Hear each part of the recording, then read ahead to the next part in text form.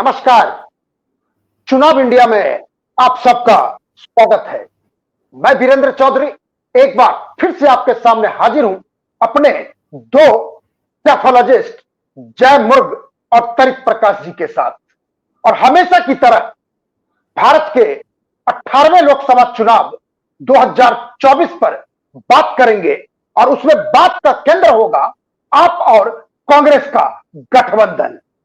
जैसा आप हमारे स्क्रीन पर देख रहे हैं, यह रिश्ता क्या कहलाता है, क्योंकि यह रिश्ते के तीन पक्ष हैं।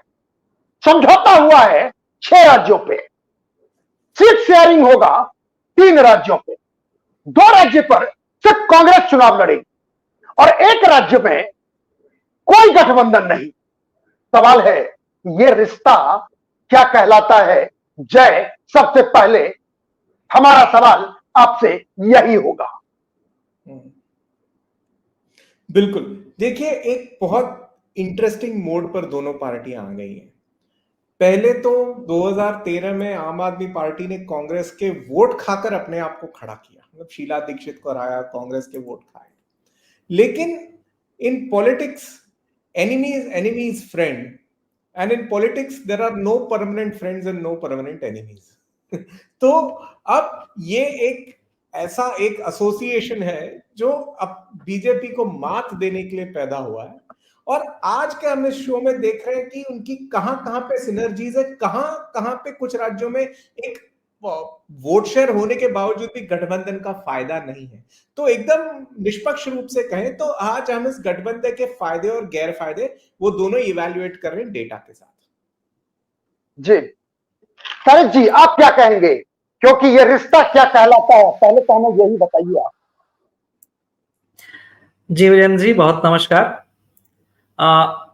देखिए, मैं इसको कहूंगा कि एक दो पार्टियों का ऐसा गठबंधन हो रहा है जो कई राज्यों में, अभी जो इंडिया अलायंस की बातें हो रही थी कई महीनों से, उसमें अधिकतर क्षेत्रीय पार्टियां जो हैं अपने राज्यों में गठबंधन की बात कर रही हैं कांग्रेस से। जैसे उत्तर प्रदेश में अखिलेश यादव, बिहार में तेजस्वी यादव, ममता बनर्जी, या अलग अलग राज्यों में ये अलायंस पूरी तरह दिख रहा है कि आम आदमी पार्टी अलग अलग राज्यों में तो है, लेकिन किस तरह से रणनीति बनाकर उन राज्यों में कहां कैसे चुनाव में जाना है वो तय कर रही है। कांग्रेस नो डाउट एक पूरे देश की पैन इंडिया की पार्टी है। आम आदमी पार्टी भी धीरे धीरे फैल रही है।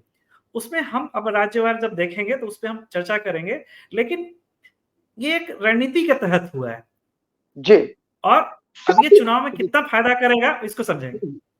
जी, सवाल उठता है ये 6 राज्य कौन है? 6 राज्य, दिल्ली की राजधानी दिल्ली, भारत की राजधानी दिल्ली, पंजाब, हरियाणा, गुजरात, चंडीगढ़, गोवा। कुल मिला के यह 59 सीटों का खेल है, जिसमें गुजरात, दिल्ली और हरियाणा यानी 43 सीटों पर समझौता, 2-3 सीट गोवा और चंडीगढ़ सिर्फ कांग्रेस लड़ेगी और एक पंजाब अकेले 13 सीट आप लड़ेगी। लेकिन सबसे पहले हम आते हैं दिल्ली पे। दिल्ली में 4-3 का सीटों का बंटवारा हुआ है। जय, आप क्या कहेंगे? देश की राजधानी में 4-3 का बंटवारा आप और कांग्रेस में हुआ है। बिल्कुल, देखिए बंटवारा हमें बहुत लॉजिकल लगता है कि कांग्रेस की 3 सीटें, क्योंकि आप देखिए 2019 के लोकसभा चुनाव में आप in spite being of the ruling party Congress से पीछे चली थी।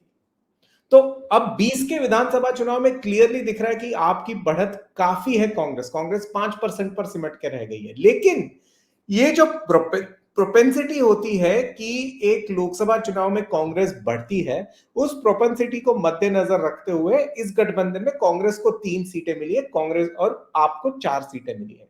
अब इन 4 और 3 का चॉइस क्यों हुआ है वो थोड़े डिटेल में बताएंगे, खुद दिल्ली वासी है, बिल्कुल डिटेल में बताएंगे उन 4 और 3 का चॉइस क्यों हुआ है, कौन कौन सी है, क्यों चॉइस हुआ है। जी, आप बताइए तरिक जी। देखिए बेन जी, दिल्ली में आम आदमी पार्टी ने शुरुआत की है, उनका वो पहला राज्य है और वहां पे उनकी सरकार भी है अच्छी तरह से, अच्छी सीटें जीतने के बाद चल किस रही से अलग मामला है। लेकिन आप देखिए कि सरकार बनाने के बावजूद जैसे ही लोकसभा की बारी आती है, ये लोकसभा की सारी सीटों पर आम आदमी पार्टी हार जाती है और वहां पर सिर्फ और सिर्फ बीजेपी सातों के सातों सीटें जीतती है। आप चाहे 14 का चुनाव उठा के देख लें या 19 का चुनाव उठा के देख लें।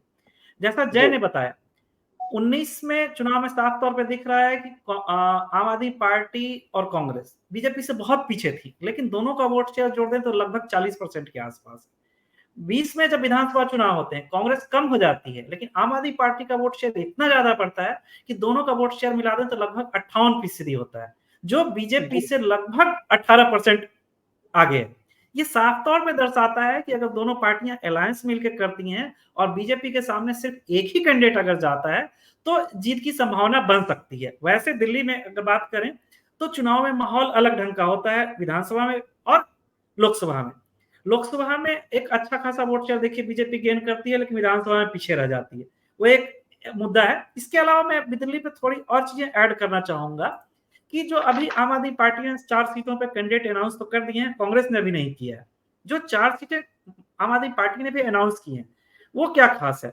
पश्चिमी दिल्ली महाबल मिश्रा जो 3 बार के विधायक, 1 बार के सांसद कांग्रेस से हैं, आम आदमी पार्टी में आए हैं क्योंकि उनके बेटे भी विनय मिश्रा विधायक हैं आम आदमी पार्टी से, और पूर्विया समुदाय से आते हैं, पूर्वांचली हैं और यहाँ पे एक अच्छा दमखम दिखाने की कोशिश कर रहे हैं।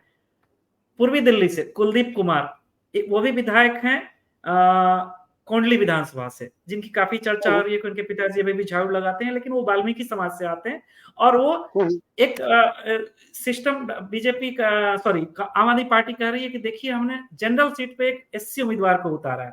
आम आदमी पार्टी ये भी कह रही है कि जैसे पंजाब में भी हमने एक्सपेरिमेंट किया, हमने वहां पे मोहाली सीट पे उतारा था एससी कैंडिडेट को जनरल सीट पे और वहां जीत दिलाई। तो आम आदमी पार्टी एक्सपेरिमेंट कर रही है। दक्षिण दिल्ली पे देखिए सही राम पहलवान को उतारा है जो गुर्जर कम्युनिटी से आते हैं। नई दिल्ली से सोमनाथ भारती को उतारा है जो एक पुराने आईआईटीएन है। अलग बात है उनपे कई अलग अलग टाइम पे मुद्दे भी चले हैं अलग अलग चीजों के लेके, लेकिन वो चुनाव के समय नैरेटिव सेट होता है जो हर पार्टियां अपने फायदे और नुकसान और सामने वाली पार्टी के नुकसान के हिसाब से तय करती हैं। लेकिन मैं ये कह रहा हूं कि दिल्ली में चूंकि वोट शेयर दोनों पार्टियों का मिला के बहुत अच्छा जा रहा है, अगर ये वोट ट्रांसफर होता है तो फिर दिल्ली में हमें पिछले 2 चुनावों की तरह लोकसभा में जो 2014 में और 2019 में हुआ था वो नतीजे देखने को नहीं मिलेंगे कि बीजेपी 7 सीटों पे क्लीन स्वीप करती है। बदल सकता है। जी वीरेंद्र जी। एक छोटा सवाल मैं आप दोनों से जानना चाहूंगा।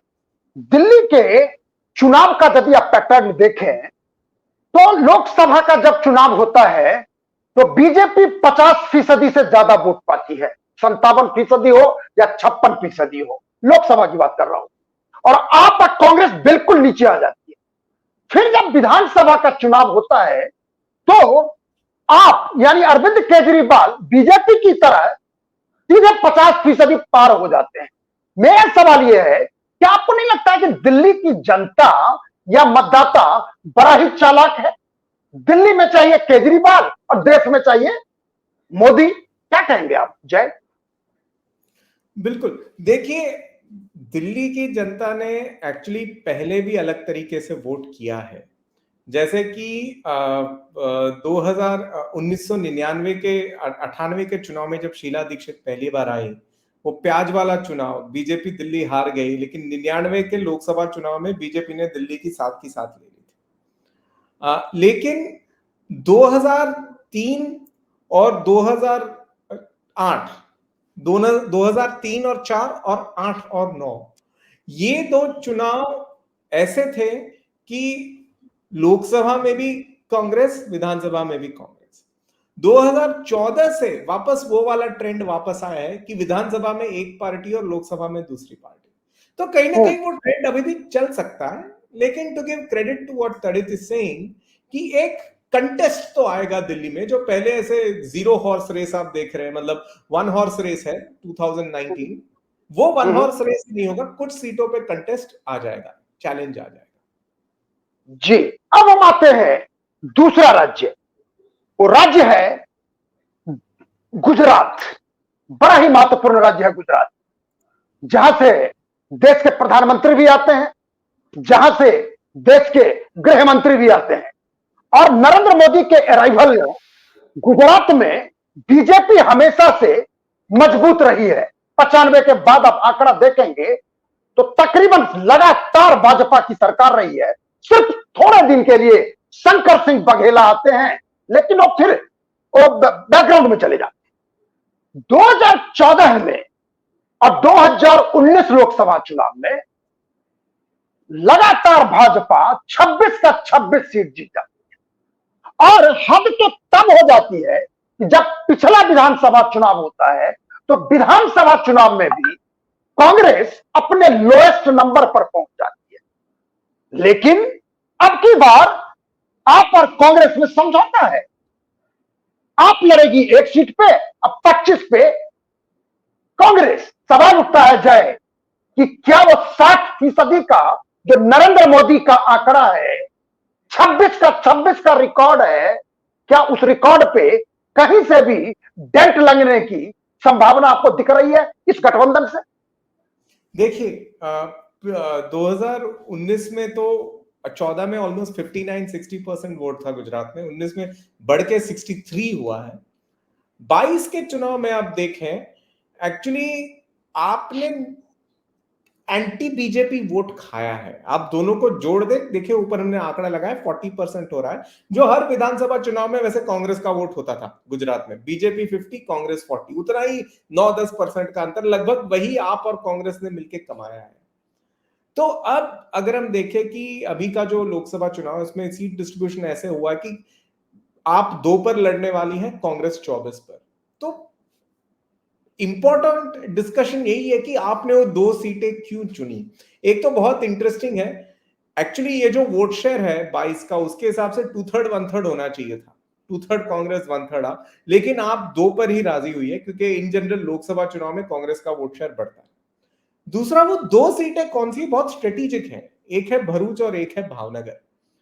भरूच एक आदिवासी इंपैक्ट वाली सीट है और आप बहुत समय से चाह रही है कि गुजरात के आदिवासी बेल्ट में अपना जोर दिखाए। चैतर वसावा को उन्होंने प्रोजेक्ट किया नेता करके, तो एक उन्होंने आदिवासी सिंबॉलिक सीट है कि देखो हमने एक आदिवासी सीट से या गैर आदिवासी सीट से एक आदिवासी जोर लेकर हमने एक जीत हासिल की नहीं, हमने एक रेजिस्टेंस दिखाया है।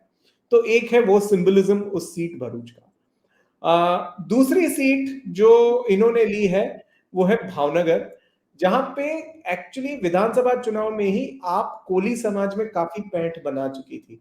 वहां का जो पूर्ण गुजरात के कोली समाज के एक वरिष्ठ नेता थे राजू सोलंकी, उनको उन्होंने टिकट दिया था भावनगर शहर से लड़ने के लिए विधानसभा में।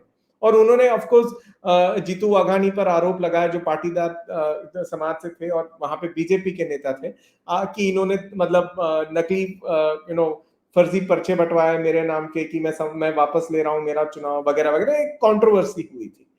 तो ये मतलब कहीं ना कहीं वहां पे उस चीज को मिल कर रहे हैं कि उन्होंने एक नए समाज के नेता को प्रतिनिधित्व दिया था। बीजेपी की भी जो उपाध्यक्ष थी भारतीबेन शियाड़, राष्ट्रीय उपाध्यक्ष, वो भी कोली समाज से है, वो भावनगर जिले से ही है। लेकिन आप ये कहना चाहते हैं कि देखो हम भी प्रतिनिधित्व दे रहे हैं और तुम्हारे समाज के अध्यक्ष को हमने टिकट दी थी पिछली बार। तो वहां पे भी आप चुनाव जीते ना जीते एक सिंबॉलिक मैसेज आप देना चाहती है। दोनों सीटों में बहुत सिंबॉलिक मैसेज है। भरूच में आदिवासी जोर, भावनगर में कोली जोर, वो 2 समाज जिन पे आप फोकस कर रही थी सौराष्ट्र और ट्राइबल गुजरात में, जहां पे उसको मैक्सिमम गेन्स हुई है, उसको आप उस फोकस को, उस सिंबॉलिक मैसेज को और बढ़ाना चाहती है, इसलिए वो 2 सीटें। जय, मैं यहाँ पे एक और चीज जोड़ना चाहूंगा। गुजरात में जो खास तौर पे हमें देखने को मिला जब हम गुजरात चुनाव में भी गए थे कि आम आदमी पार्टी का जोर जो है सौराष्ट्र में और आदिवासी इलाकों में, जो आप भी बता रहे थे अभी। लेकिन आप ध्यान दीजिए कि 2014 के लोकसभा चुनाव में आम आदमी पार्टी लड़ती है गुजरात का लोकसभा चुनाव, 1.5% वोट आता है। लेकिन 2019 आते आते उनको ये बात समझ में आती है कि सारी की सारी लोकसभा लड़ना किसी काम का नहीं है, वोट आप बर्बाद कर रहे हो, मेहनत जाया कर रहे हो अपनी।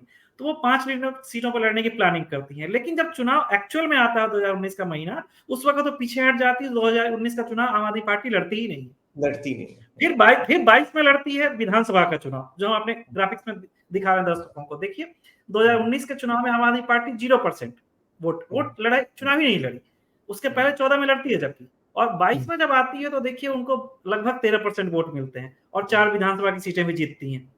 वो स्ट्रेटेजिकली चल रहे हैं गुजरात में कि कैसे हमें चुनाव में जाना है। और जब अब देखिए 24 का चुनाव आ रहा है तो कांग्रेस का गठबंधन में जा रहे हैं, 2 सीटें ही लड़ेंगे बस, जहां पे उनकी स्थिति मजबूत है। आप भरूच सीट की चर्चा कर रहे थे, भरूच सीट पे मुमताज पटेल, अहमद पटेल की बेटी बहुत मजबूती से टिकट मांग रही थी। राहुल गांधी ने मल्लिकार्जुन खड़गे को यहां तक कह दिया कि अगर मुमताज मुझसे सीट मांगेगी तो मैं मना नहीं कर पाऊंगा, आप देख लीजिए क्या करना है। एक बार ये लगा कि मुमताज पटेल लड़ेंगी अब चुनाव। मैं बता दूं, अहमद पटेल की फैमिली से मैं पहले से भी उस सीट पर चुनाव लड़ने की बात होती रही है, लेकिन चूंकि वो सीट एक धर्म के आधार पर बढ़ जाता वोटर, इसलिए अहमद पटेल ने कभी अपनी फैमिली को नहीं लड़ा है। लेकिन इस बार मुमताज पटेल अहमद पटेल के नहीं होने के बाद फैमिली में टिकट मांग रही थी पार्टी से, लेकिन फाइनली कांग्रेस ने मुमताज पटेल को टिकट नहीं दी है, वो सीट आम आदमी पार्टी को दे दी है। यानी कहीं ना कहीं रणनीति के तहत हो रहा है, हमें इस पर गौर करना पड़ेगा। जी तारिक जी, मैं आपने जिक्र किया कि आप गुजरात का चुनाव कवर किए हैं, तो मैं आपसे एक छोटा सवाल जानना चाहूंगा। आपको क्या लगता है 26 सीट में से कांग्रेस और आप गठबंधन को आप सीट देना चाहेंगे या नहीं देना चाहेंगे? आपका अंदाजा क्या कहता है? देखिए कुछ तो स्थितियां बहुत साफ हैं, जैसा मैंने पहले बताया, आम आदमी पार्टी सिर्फ 2 सीटों पे लड़ रही है। एक आदिवासी बेल्ट की भरूच, जो अहमद पटेल की परंपरागत एरिया रहा है, और दूसरा भावनगर सौराष्ट्र से। ये दोनों इलाके ऐसे हैं जहां पर आम आदमी पार्टी ने पिछले 5-10 सालों में काम किया है, उनका कोई ना कोई कैंडिडेट अच्छा कर रहा है, लेकिन दोनों जगह आदिवासी वोटर है, तो वो आगे की रणनीति कर रही है। मैं अभी भी नहीं कहूंगा कि भरूच पे शायद आम आदमी पार्टी अच्छा करे, भावनगर उतने अच्छी स्थिति में नहीं है, और जो कांग्रेस बाकी 24 सीटें लड़ेगी, मैं साफ साफ शब्दों में कहूं तो वो हारने के लिए ही लड़ रही है, क्योंकि अभी ये स्थिति है कि कांग्रेस में जितने सीनियर लीडर हैं वो चुनाव खुद ही लड़ना नहीं चाहते। अब वो पार्टी में एक मैसेजिंग हो रही है कि नए लोगों को चुनाव लड़ा दो, नए लोगों को, युवाओं को मौका दो, युवा जनों को मौका दो। वो साफ है कि कोई भी कांग्रेस का लीडर अब अपनी जेब से पैसे तक नहीं खर्च करना चाहता, सीनियर लीडर, और न चुनाव लड़ना चाहता है। तो जहां पर ये स्थिति है, जीतने की तो बात ही नहीं हो सकती। जी जय, आपसे भी छोटा आंसर, 26 में से आप इस गठबंधन को सीट देना चाहेंगे? देना चाहेंगे तो कितना? इसके लिए हम एग्जिट पोल तक रुकेंगे। खैर चलिए, बहरहाल स्थिति यह है कि यदि आप 2019 का आंकड़ा देखें गुजरात का, तो बीजेपी को, जैसा जय ने बताया, कि 60% से ज्यादा वोट मिलता है। पूरे गुजरात में जितने वोट पड़ते हैं उसमें से 60% से ज्यादा कांग्रेस को कितना पड़ता है? 33%। और 2019 में आप तो चुनाव ही नहीं लड़ता। 2014 का आंकड़ा देखेंगे तो आपको 1.2% का वोट मिलता है। हां, गुजरात विधानसभा चुनाव में आके उसमें भी बीजेपी 50 पार जाती है, लेकिन कांग्रेस चिमट जाती है 28% के नीचे और आपको मिलता है 13%। सवाल उठता है कि क्या 26 पर डेंट लगेगा? इंतजार करेंगे। आगे बढ़ते हैं। गोवा एक ऐसा राज्य है जहां पर बीजेपी का प्रादुर्भाव होता है मनोहर पर्रिकर से। एक आईआईटीएन जैसे हमारे जय हैं, वैसे उन्होंने भी तय किया कि हम गोवा की राजनीति करेंगे, और उन्होंने गोवा में बीजेपी को स्थापित किया। बल्कि कहना होगा सही कि गोवा और पर्रिकर एक पर्याय बन गया। हालांकि 2019 में सीटें मिलती है एक बीजेपी को और एक मिलता है कांग्रेस को। वहां भी गठबंधन है, लेकिन दोनों सीटों पर कांग्रेस चुनाव लड़ेगी, ऐसा आपका कहना है। जय, गोवा बहुत नजदीक है आपके बॉम्बे, क्या कहेंगे? देखिए, गोवा में पिछले चुनाव में एक बीजेपी एक कांग्रेस, दक्षिण गोवा बीजेपी मार्जिनली जीती थी। दक्षिण गोवा में आम आदमी पार्टी का होल्ड भी है, लेकिन अब देखिए गोवा में आम आदमी पार्टी का स्लो प्रोग्रेस तो हुआ है। 2019 के लोकसभा चुनाव में 3% वोट, 2022 के विधानसभा में लगभग 7% वोट, और अभी भी मार्जिनल ग्रोथ है, मतलब 8-9% की पार्टी है ये गोवा में। गोवा में क्लियर है कि वो दोनों चाहते हैं कि हम रिट्रीट हो जाए, आम आदमी पार्टी वाले, कि ताकि इनको पूरा एक गट्ठा वोट मिले बीजेपी के खिलाफ।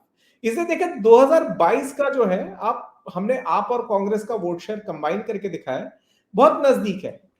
बीजेपी 33.3, आप कांग्रेस 32.5, 1 दशमलव से भी कम है एक्चुअली डिफरेंस। तो कहीं ना कहीं वो चाहते हैं कि टफेस्ट कॉन्टेस्ट हो, और कम से कम साउथ गोवा जैसी जो सीट है जो कांग्रेस मार्जिनली जीती थी, वो शायद और सेफ हो जाए कांग्रेस के लिए। गोवा में उतना ही एक मैसेज देख रहा है कि इंडेक्स ऑफ ऑपोजिशन यूनिटी को 100% किया जाए। जी तारिक जी, आप क्या कहेंगे? हेलो तारिक जी, आपको आवाज आ रही है? जी क्या कहेंगे आप? जी जी आ रही है। गोवा पर देखिए, मैं आपका जय के क्या? साथ जाऊंगा, बहुत सही है वहां पे, चूंकि हाँ गोवा में स्थिति वही है जो जय कह रहे हैं कि चूंकि आम आदमी पार्टी बहुत पीछे है, अभी उनको अभी बहुत तैयारी करनी है। पिछले विधानसभा चुनाव में भी जो जिस बंगाल की सांसद को उन्होंने इंचार्ज बनाया था, उस पर काफी हंगामा भी हुआ था पार्टी के अंदर, इंटरनल भी कई सारी बातें हुई थी।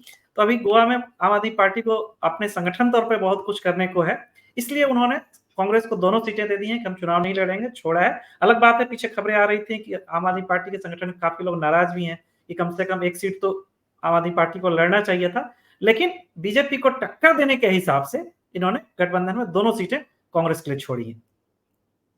जी, अब हम आते हैं देश की राजधानी दिल्ली के सटा हुआ राज्य हरियाणा, जाटों का लैंड जिसे कहा जाता है, जहां पर देवी लाल हुए हैं, भजन लाल हुए हैं, बंसी लाल हुए हैं। ये वो लाल हुए हैं कि बरसों तक हरियाणा की राजनीति को घुमाया है, चलाया है, अब बनाया है।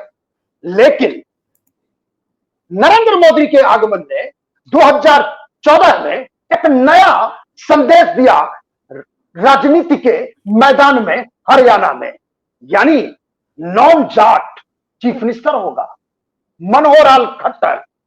परिणाम सामने आया, जाट बनाम नॉन जाट, और उसका परिणाम देखिए कि 2014 में भी मनोहर लाल खट्टर मुख्यमंत्री बनते हैं और 2019 में भी बीजेपी चुनाव जीतती है, बल्कि लोकसभा में तो 10 का 10 सीट जीत जाती है। आते हैं अब आप और कांग्रेस के गठबंधन पे, जहां पे 9 और 1 का बंटवारा हुआ है, यानी 1 सीट पर आप लड़ेगी चुनाव और 9 सीट पे कांग्रेस। जय, क्या लगता है पिछले चुनाव को कांग्रेस और आप गठबंधन बीजेपी के 10 को घटाएगी? देखिए, यहां पे वोट शेयर आपका है 0.36 एंड विधानसभा में 0.48। एक और एक्चुअली इंटरेस्टिंग बात है कि उसके बाद जो चुनाव हुए हैं, जो बाईपोल्स हुए हैं और म्युनिसिपल इलेक्शंस हुए हैं, उसमें आपने वोट्स गैदर किए हैं, इसलिए आपके लिए 1 सीट छोड़ी गई है कुरुक्षेत्र। अब इंटरेस्टिंग बात यह होगी कि कांग्रेस ने पिछली बार जो भूपिंदर सिंह हुडा और दीपेंद्र सिंह हुडा की सीटें थी, वो मार्जिनल वोटों से हारी थी। बड़ी बीजेपी नो डाउट 10 का 10 जीत गई थी, क्योंकि कोई बड़ा मार्जिन नहीं था, मतलब वो छोटे छोटे मार्जिन थे। तो कांग्रेस की उम्मीद होगी कि वो छोटे छोटे मार्जिन कम से कम कवर करे। आपकी उम्मीद क्या है?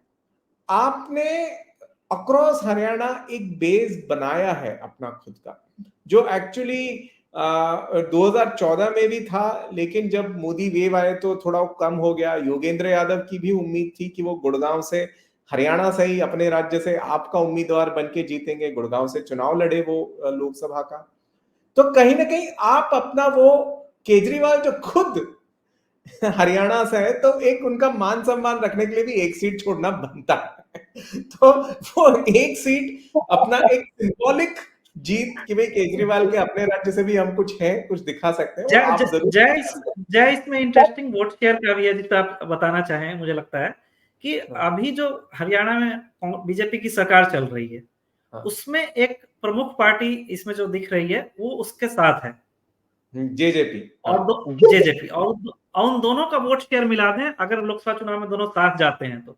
जैसे आप पिछले लोकसभा चुनाव में देखिए, बीजेपी 58% पर थी, विधानसभा आते आते ओनली 36 पे बचती है। तो वो वोट बढ़ता है, कहीं ना कहीं जेजेपी और कांग्रेस थोड़ा गेन करते हैं, दोनों बढ़ता है। बेसिकली वो आ- जाट आ- वोट है जो जेजेपी आईएनएलडी को वापस चला गया विधानसभा में। हाँ, लेकिन आईएनएलडी जो देखिए पिछले 19 में सिर्फ 2% के आसपास थी, उसको आधे % का इजाफा होता है एक साल में, एक साल का कुछ महीने में, 6-8 महीने में।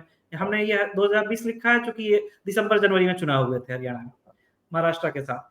लेकिन जब चुनाव में जेजेपी बहुत अच्छी तरह मजबूती से उभरती है, कांग्रेस का ही वोट शेयर विधानसभा में बढ़ता है, तो कहानी वहां से शुरू हो रही है। जो वीरेंद्र जी अभी कह रहे थे जाट और नॉन जाट, वीरेंद्र जी उसको वहां पर एक बोलते हैं 36 बिरादरी, कि जाट वोटरों के खिलाफ 36 बिरादरियां इकट्ठी हो जाती हैं, और वो 36 बिरादरी पे बीजेपी ने बहुत तमीज से काम किया। और पिछले 10 सालों में देखिए धीरे धीरे वोट पूरा उस इकट्ठा कर गए। जाट आंदोलन आपको याद होगा उस समय हरियाणा का, जिसमें वहां के एक कानून वित्त मंत्री थे रोहतक में, मुझे याद है, उनके घर तक को आग लगा दी गई थी। इतना कुछ हुआ था कि आप हमारे साथ क्यों नहीं, बीजेपी के साथ क्यों हैं।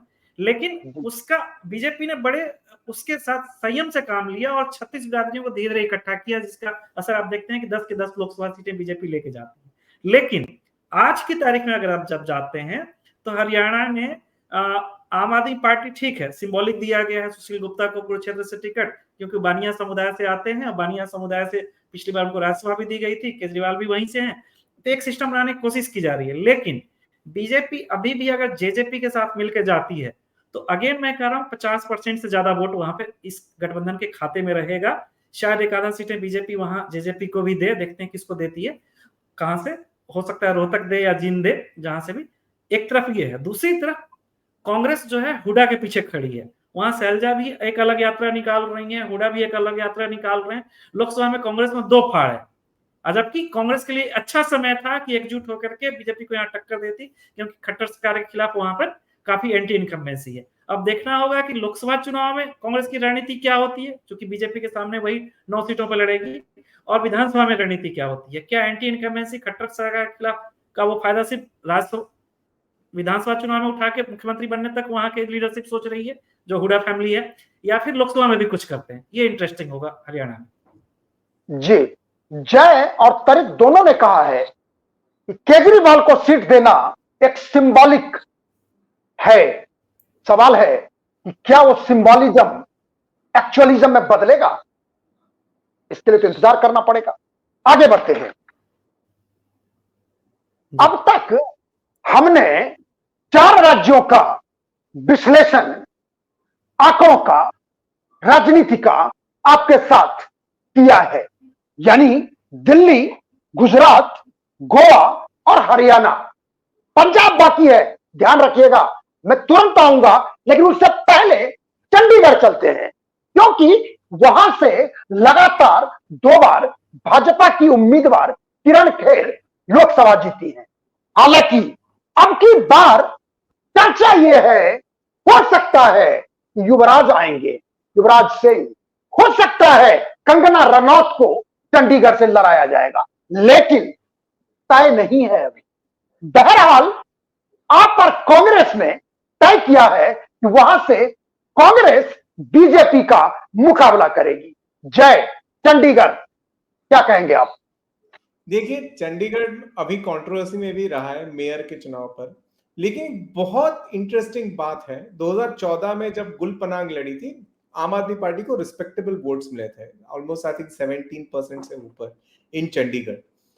19 में आते आते आम आदमी पार्टी लगभग साफ जैसी होगी, 3% वोट बचा था, किरण खेर 51% वोटों से जीती। लेकिन इंटरेस्टिंग चीज है कि जो भी जिस म्युनिसिपल कॉर्पोरेशन चुनाव से कंट्रोवर्सी पैदा हुई है, वो 2021 का म्युनिसिपल कॉर्पोरेशन चुनाव है, जहां पे 27% वोट मिल चुका है आपको। वो एक प्रॉपर त्रिकोणीय मुकाबला हो गया, कांग्रेस को 30, भाजपा को 29। तो यहां पे भी वापस कहीं ना कहीं वो उम्मीद है एपी और कांग्रेस में कि हम दोनों मिल गए तो एनिमी इज फ्रेंड, और हम दोनों मिल गए तो यहाँ पे हम एक अच्छी शिकस्त दे सकते हैं भाजपा को। उम्मीद है उनकी, क्योंकि त्रिकोणीय मुकाबला हुआ है म्युनिसिपल कॉर्पोरेशन से, उससे काफी उम्मीदें जागी है। तो बस मेरा इतना ही कहना है कि they have a hope of trumping on the BJP and they are putting their best foot forward. Tarit ji, Lok Sabha का चुनाव होता है, जैसा जय ने कहा, चंडीगढ़ में तो 50% से ज्यादा बीजेपी को मिलता है, और कांग्रेस को मिलता है 40% और आपको मिलता है 3%, यानी दोनों को जोड़ दें तो 44% आसपास। क्या यह मेयर का चुनाव भाजपा को चंडीगढ़ में हरा पाएगी? जी वीरेंद्र जी, यहाँ हम अपने दर्शकों को क्लियर बता दें, चंडीगढ़ में लोकसभा का चुनाव होता है, 1 सीट है।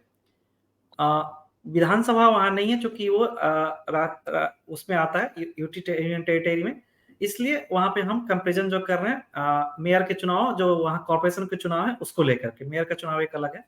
तो यहाँ पे आप देखिए साफ साफ दिख रहा है कि जो दिल्ली की तरह है यहाँ कहानी कि लोकसभा चुनाव होते हैं तो बीजेपी 50% ज्यादा वोट पाती है, लेकिन जब विधानसभा चुनाव की जगह यहाँ पे कॉर्पोरेशन के चुनाव हो रहे हैं तो उसमें बीजेपी 30% के आसपास आ जाती है और कांग्रेस अचानक जंप मार जाती है ऊपर तक कई बार, और आम आदमी पार्टी भी बढ़ रही है। Same to same Delhi model है यहाँ पे। दिल्ली में जैसे एक लोअर मिडिल क्लास की आबादी बहुत अच्छी संख्या में है, जो एक समय शीला दीक्षित के साथ हुआ करती थी, और अपने अलग अलग मुद्दों पे, चाहे पानी, बिजली और स्कूल और स्वास्थ्य के छोटे छोटे मुद्दों पर उनकी जरूरतों के हिसाब से वो केजरीवाल पे शिफ्ट हो चुके हैं पिछले 10 सालों से।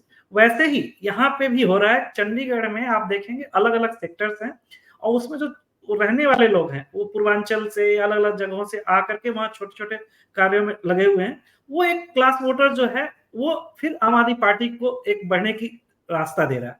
अब आते हैं लोकसभा चुनाव पे। लोकसभा चुनाव में आप देखिए पवन बंसल वहां पहले सांसद हुआ करते थे कांग्रेस के, वो किरण खेर से हारे हैं लगातार, और किरण खेर वहां 2 बार से सांसद है।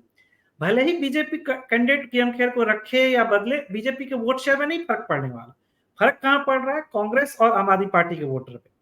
आम आदमी पार्टी ने मेयर चुनाव में देख लिया कि बीजेपी से वो अकेले मुकाबला नहीं कर सकती, इसलिए वो सीट अलायंस में जानी चाहिए, और चूंकि एक ही सीट है या तो कांग्रेस लड़ेगी या फिर आम आदमी पार्टी लड़ेगी, तो पवन बंसल बेटर कैंडिडेट है, इस वजह से वो सीट कांग्रेस को अलायंस में दे दी गई है। जी बेन जी। जी, अब आखिरी राज्य आप जानना चाहेंगे पंजाब में क्या होगा। पंजाब में 2019 के लोकसभा चुनाव में स्थिति यह थी, एनडीए साथ चुनाव लड़ी थी, बीजेपी और अकाली दल, और दोनों को 2-2 सीटें मिली थी। उस समय कैप्टन अमरिंदर सिंह कांग्रेस का कैप्टनसी कर रहे थे और कांग्रेस को मिला था 8 सीटें। केजरीवाल का करिश्मा धूमिल हो गया था, चिमट गया था सिर्फ 1 सीट पे। लेकिन जब विधानसभा का चुनाव होता है तो केजरीवाल का करिश्मा ऐसा वापस आता है कि अनप्रेसिडेंटेड चुनाव में जीत मिलती है। सवाल उठता है कि विधानसभा का चुनाव, पिछला लोकसभा का चुनाव, कुल मिला के 2024 का लोकसभा चुनाव क्या दर्शाता है? जय, आपसे सीधा सवाल है कि अभी तक वहां पर बीजेपी और अकाली में समझौता नहीं हुआ है, बातें चल रही है, कांग्रेस और आप भी सीट शेयर नहीं कर रही है। क्या देखते हैं आप वहां पे? देखिए बहुत इंटरेस्टिंग है। आप अगर 2022 के लोकसभा चुनाव, विधानसभा चुनाव के हिसाब से जाएं तो बीजेपी और अकाली मिलके 25% है। यदि आप अभी के कुछ ऑप्टिमिस्टिक ओपिनियन पोल्स पे जाएं कि बीजेपी 15-16% की कैपेसिटी बना चुकी है पंजाब में, तो भी बीजेपी और अकाली मिलके 34% है। आम आदमी पार्टी 42% पे खड़ी है 22 में। और देखिए पंजाब दूसरे राज्यों जैसा नहीं है, वहां 2019 में भी जो लीड पार्टी है कांग्रेस, उसको 40% वोट मिला है। तो यहां पे भी ऐसा हो सकता है कि लीड पार्टी आम आदमी पार्टी 40 या 42% की उम्मीद रख सकती है, क्योंकि उसने कांग्रेस को ही रिप्लेस किया है वहां पे। तो उनको वही उम्मीद है कि अब हमने उनको रिप्लेस करके कांग्रेस को 40-42% की औकात बनाई है, तो हम क्यों सीट शेयर करें। तो वो तो यही चाहती है कि अगर बीजेपी की बेस्ट कैपेसिटी के साथ भी ये लोग अकाली बीजेपी 33-34 पे अटक जाए, कांग्रेस अभी अपने नया जो लो है 23, उससे 23-25 के बीच अटके, तो ये तो तिकोड़िया मुकाबला है। हम तो 13 में से 11, 12, 13 कुछ भी ले सकते हैं, राइट। तो वो उनकी उम्मीद है। दूसरी बात है कि एक टर्म है सेफोलॉजी में, सब ऑप्टिमल अलायंस। सब ऑप्टिमल माने कि एक लिमिट के बाद कोई पार्टी एक दूसरे को सीट ऐड नहीं कर सकती है। वो पंजाब का है। अगर आप एपी और कांग्रेस का विधानसभा वोट शेयर ऐड करें तो 65% जा रहा है ना। एक 45-50 के बाद कोई एक दूसरे का फायदा नहीं कर रहा है, वो अपनी सीटें घटा रहे हैं। तो वही बिल्कुल फोकस है आम आदमी पार्टी की, अपनी सीटें घटाने का कोई फायदा नहीं है। अगर तिकोनी हो तो वैसे भी हम 11, 12, 13 की उम्मीद रख सकते हैं। और पंजाब में ट्रेडिशन है कि टॉप पार्टी को 40-42% मिलता है, 60% नहीं होता है, तो बाकी सब साफ नहीं होते हैं। तो बिल्कुल फुल उम्मीद है, वही आम आदमी पार्टी की स्ट्रैटेजी रही है।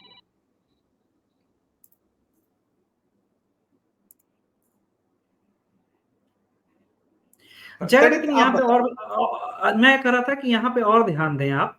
तो अगर 2019 के लोकसभा चुनाव में देखें तो अकाली दल और बीजेपी दोनों का वोट शेयर मिला दें अगर, क्योंकि दोनों ही साथ लड़ती रही हैं, तो लगभग 38% होता है। लेकिन जब विधानसभा में आते हैं तो आम आदमी पार्टी इतना गेन कर गई है कि दोनों पार्टियों का वोट शेयर गिरता है। अब आप देखिए तो वो 24-25% के आसपास बनता है। और एक गठबंधन जो है वो उसमें दरार भी आई अकाली दल और भाजपा में। अब इस चुनाव में बातचीत हो रही है कि जैसे पीछे हमने चर्चा भी की थी कि नीतीश कुमार के आने के बाद नीतीश से अच्छे संबंध है अकाली दल के, तो शायद अकाली दल भी बीजेपी गठबंधन में आके लड़े। लेकिन एक चीज क्लियर है कि पंजाब में जो इलाके हैं वो बटे हुए हैं। जहां अकाली दल अच्छा करती है वहां बीजेपी का न तो वर्कर तक नहीं है, वो तो दूर की बात है। और जहां बीजेपी अच्छा करती है, जो शहरी इलाके हैं, चाहे पठानकोट का हो, जलंधर का हो, लुधियाना का हो, अमृतसर का हो, वहां पे बीजेपी अच्छा कर रही है तो वहां अकाली दल का प्रभाव नहीं है। ये शहरी इलाके हैं और अकाली दल अधिकतर ग्रामीण इलाकों में, ये साफ तौर पे बटाव दिखता है वहां। जी बहन जी। जी, पंजाब एक हमारे हिसाब से बड़ा ही इंटरेस्टिंग राज्य है, जहां पे आबादी के हिसाब से तकरीबन आधी आधी आबादी सिख और हिंदुओं की है। पंजाब अकेला ऐसा राज्य है जहां पर दलितों की संख्या देश में सबसे ज्यादा है। शायद आपको पता होगा कि काशी राम पंजाब से ही आते हैं। और स्थिति जो बदली है, खास करके कैप्टन अमरिंदर सिंह और उनके जितने लोग हैं भाजपा में आ चुके हैं।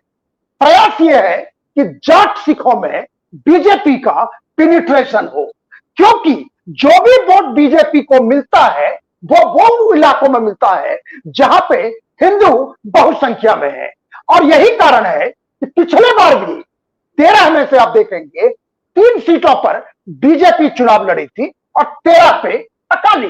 वो 3 वो सीट था जहां पर हिंदू वोट डिसिसिव था। सवाल है, क्या कांग्रेस का कैप्टन अभी बीजेपी में है?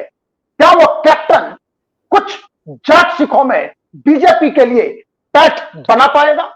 दूसरा सवाल है, मैं एक चीज और जी जी कहिए।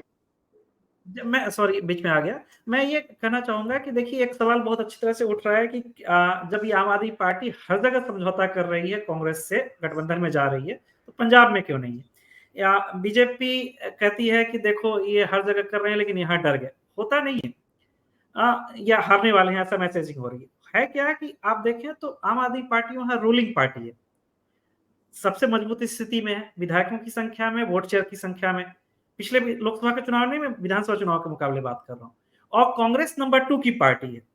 एक रणनीति बनाई गई है कांग्रेस और आम आदमी पार्टी के बीच कि अगर हम वोटरों के बीच मिलकर चुनाव लड़ेंगे, जैसे दिल्ली में कर रहे हैं या अन्य राज्यों में कर रहे हैं, तो वोटर के बीच एक मैसेज जाएगा कि ये दोनों देखो विधानसभा चुनाव में तो अलग अलग लड़े और लोकसभा चुनाव में हाथ मिला लिया, तो अगले विधानसभा चुनाव में क्या होगा जब 2027 में जाएंगे। अगर ये दोनों पार्टियां मिलकर चुनाव लड़ती है अगर पंजाब में, तो बीजेपी तुरंत इस पर मुद्दा उठाती या उठाना चाहती कि देखिए ये दोनों मिले हुए हैं जी, विपक्ष की भूमिका जो निभा रहा है वो दोनों साथ लड़ रहे हैं। तो फिर ऐसे में एक संभावना बनती कि 27 का चुनाव जब विधानसभा का होगा पंजाब में, 27 आते आते अकाली दल और बीजेपी वापस खड़ी हो जाए। इससे बचने के लिए ये दोनों पार्टियां एक दूसरे के खिलाफ लड़ने का प्लान बना रही हैं। यहाँ गठबंधन में एक सीट शेयरिंग नहीं हुई है, फ्रेंडली फाइट होगी। जबकि मैं ये बात दोबारा बोलूंगा, फ्रेंडली फाइट होगी। 13 सीटों में से कुछ सीटों पे आम आदमी पार्टी कमजोर उम्मीदवार देगी जहां कांग्रेस मजबूत होगी, और जिन सीटों पे कांग्रेस मजबूत होगी वहां आम आदमी पार्टी कमजोर देगी, और जहां आम आदमी पार्टी मजबूत होगी वहां कांग्रेस कमजोर उम्मीदवार देगी। ये देखने को मिलेगा जैसे ही सीट्स अनाउंस होगी। जी बेन जी। तो ये तो कहने की बात है कि वोटों का ट्रांसफर कितना होता है ये तो चुनाव में पता चलेगा। लेकिन दूसरी तरफ अकाली और बीजेपी में भी अभी गठबंधन हुआ नहीं है, क्योंकि अभी उनकी बात चल रही है। लेकिन मुझे लगता है कि बीजेपी अकेले शायद चुनाव लड़ना नहीं चाहेगी, क्योंकि विधानसभा चुनाव उनके सामने एक अच्छा उदाहरण है, और अकाली के लिए भी उतना ही जरूरी है बीजेपी जितना इनके लिए है। सवाल है जो तरित जी ने कहा कि यदि लोकसभा चुनाव के आंकड़े को आप जोड़ दें आप और कांग्रेस को तो 48%, और यदि विधानसभा का जोड़ दें तो 65%। मेरा सवाल यही होता है कि यदि 65% एक साथ आएगा तो फिर 13 में शंका और संदेह का सवाल नहीं होना चाहिए। लेकिन उनकी अपनी रणनीति है। लेकिन आखिर में आप लोगों से एक सवाल में जानना चाहूंगा, और उससे पहले एक आंकड़ा बताऊंगा दर्शकों आपको। 6 राज्यों की चर्चा की हमने आपसे विस्तार में, हमारे दोनों टेक्नोलॉजिस्ट ने आपको सतही जानकारी से लेकर आंकड़ों की जानकारी दी। कुल आंकड़ा बनता है 6 राज्यों का 59 लोकसभा सीट, और 59 सीटों में बीजेपी का 2019 का आंकड़ा है 47 सीटों का, और 2 सीट उसके पूर्व एलआई एसएडी का है, यानी 49 बचा कितना 10 में से 9 है कांग्रेस का, 1 गोवा, 1 पंजाब, और 1 सीट जाता है पंजाब का आपके खाते में। मतलब ये 47, 2 और 10। आप दोनों से सवाल है कि 59 सीटों का हमने चर्चा की, बीजेपी को अकेले 47 मिलता है और एलआई जोड़ दे तो 49, विपक्ष को मिलता है 10। अब की बार क्या होगा?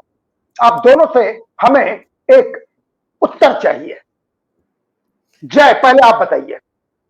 देखिए बीरेन जी, जैसे मैंने पहले भी कहा है कि बहुत से राज्यों में ये एक होप अलायंस है, वो चाहेंगे कि मुकाबला कर पाए। शायद दिल्ली में थोड़ा बहुत, और चंडीगढ़ में थोड़ा, और हरियाणा में 1-2 सीटों पर चैलेंज देंगे।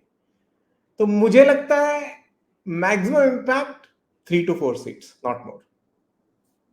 जी तरित जी, आप क्या कहेंगे? देखिए, जय के साथ ही जाऊंगा मैं आंकड़ों पर, लेकिन दिल्ली में इस बार अच्छी टक्कर देगी ये गठबंधन, आम आदमी पार्टी और कांग्रेस। वैसे ही गोवा में कांग्रेस के लिए छोड़ा है तो वहां भी टक्कर होगी, लेकिन सीटों में इजाफा होगा कि नहीं होगा वो देखना पड़ेगा। गुजरात में मैं जय के साथ हूं कि सिंबॉलिक हो रहा है चुनाव, और आप टक्कर में है ही नहीं। हरियाणा में वो गठबंधन में 9 सीटें कांग्रेस को दी हैं, और कांग्रेस ही वहां टक्कर देगी। आम आदमी पार्टी कितना टक्कर दे पाएगी देखना होगा, क्योंकि वो एक सिंबॉलिक भी है 1 सीट देना कुरुक्षेत्र, और वो खुद कुरुक्षेत्र के जो कैंडिडेट सुशील गुप्ता है भी नहीं। तो कुल मिला के ये है कि सिर्फ दिल्ली और पंजाब 2 जगह से आम आदमी पार्टी अपेक्षा रख सकती है अपने कैंडिडेट्स को जीतने के लिए। और अगर चंडीगढ़ में और हरियाणा में आम आदमी पार्टी सपोर्ट करती है तो कुछ एक सीटों पे संभावना बन सकती है कांग्रेस के लिए। जी, कहने का मतलब यह है कि कुल मिला के हमारे इस कार्यक्रम का कंक्लूजन यह है कि विपक्ष अपनी तरफ से कोशिश कर रही है मोदी रथ को रोकने की। आंकड़ा घटे, प्रयास जारी है, लेकिन आंकड़ा कितना घटे, कितना घटेगा, नहीं घटेगा, यह तो तय करेगा चुनाव, और चुनाव के बाद परिणाम। जहां तक हमारा अनुमान है, इंतजार कीजिए, हम आपके सामने सबसे अलग ओपिनियन पोल लाएंगे, एग्जिट पोल लाएंगे, जो बाकी सारे चैनलों से अलग होगा, जैसे हम आपको अभी तक अपने चुनाव इंडिया में कार्यक्रम दिखा रहे हैं।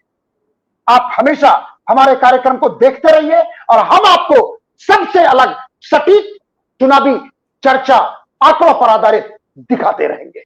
बहुत बहुत धन्यवाद। शुभ रात्रि, नमस्कार।